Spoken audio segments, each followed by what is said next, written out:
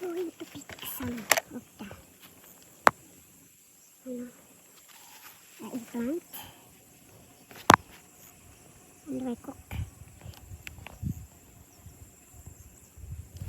Nagluluto tayo, so nangunguha tayo. Sana ba hindi makikita? Ayan. Yan siya. Tapos mayroon pa dito. Yan, malalaki po siya guys. Yan, marami na siya. Marami na siyang bunga. So kunin na natin. Ang dami na nga, ang laki-laki na. Yan siya.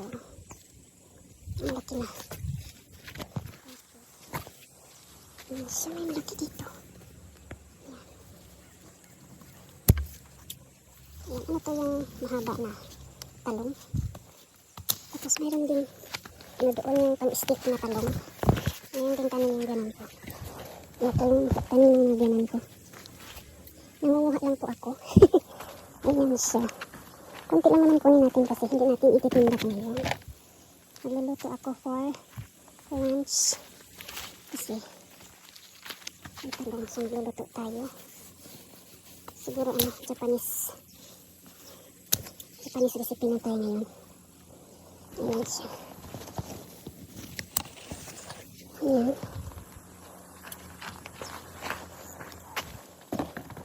Siguro tama naman na yan. Kasi ano lang naman.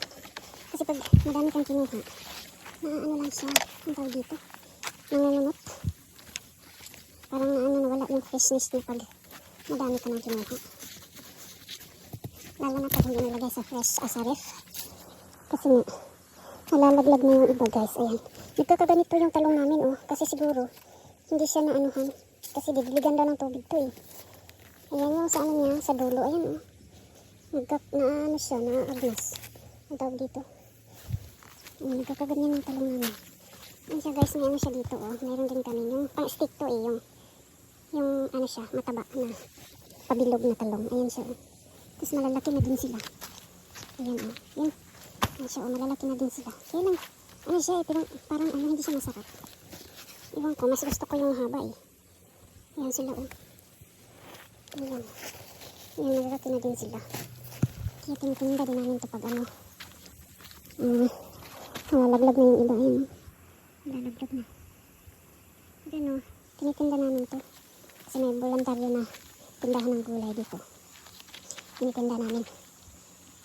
Ayan ka. Ayan ang tanim nila. Ayan. Okay.